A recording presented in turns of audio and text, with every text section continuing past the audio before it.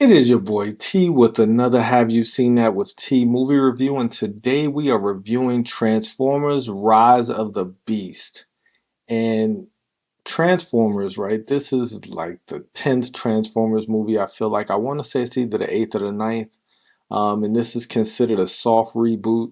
After the success or the flop of Bumblebee, which is the best movie in the Transformers whole, franchise, and it didn't make as much money, they did come back with Transformers Rise of the Beast. It was produced by Michael Bay, wasn't directed by Michael Bay, thank goodness. But at the same time, this movie kind of took the heart of Bumblebee and ramped up the action with a lot more Autobots and, of course, the inclusion of the Manimal or the Maximals from the Beast Wars, the Transformer Beast Wars cartoon of the 90s and the 2000s. I think it came out in the 2000s. It was a little bit after my time where I kind of was off my cartoon watching kick. But this movie also brought to the screen Unicron in the unwatchable last Transformers movie, The Last Night.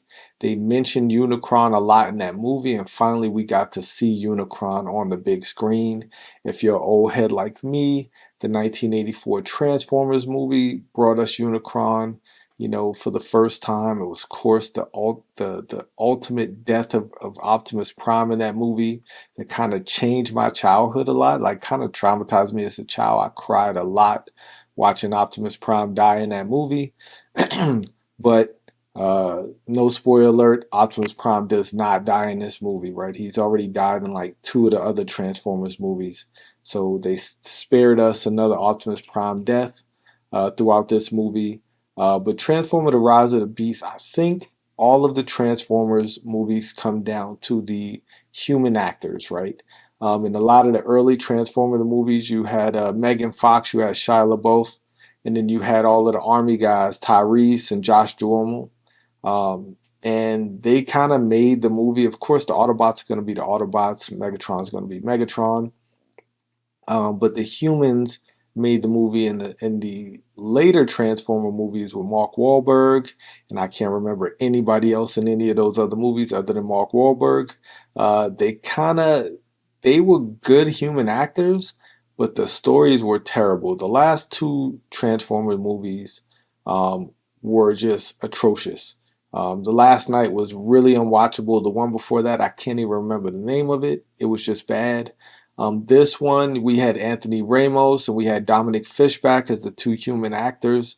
They kept the human interaction to a minimum, but because you had so many different moving parts, no pun intended, with the Maximals and the Autobots, and then you had the Terracons led by Scourge, and then the impending, looming doom of Unicron. It was a globe-trotting, race across the world trying to find a key to, pretty much stop the end of the world or stop Unicron from taking over the world. We had a good villain in Scourge, but of course I miss Megatron. I'm a Megatron guy. I'm waiting for Galvatron to show up in one of these movies. But the villains were the villains. They're all big robots. There were no, big bad humans anywhere in the movie. The ending of the movie kind of left a lot to be desired. The ending of all of these movies, it's really hard to come with a really fitting ending other than the good guys beat the bad guys or the bad guys beat the good guys. Um, but of course, there was a mid-credit scene kind of, you know, which is going to lead us to the future of the Transformers franchise. I will not spoil this in any way, but there is, at the very end of the movie, there is, a mid-credit scene there that kind of gives us a look into the future and where the franchise is going moving forward, which I think is going to be in a good place. Hopefully, if done right, it will definitely take us to the next 20 Transformers movies, right? We already got, 10 Fast and the Furious movies. So I can say we can probably squeeze out at least 30 Transformers movies in the next 40 years or so.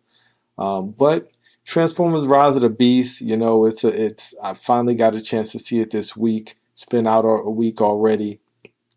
And it was solid. It was solid movie, solid, fanfare.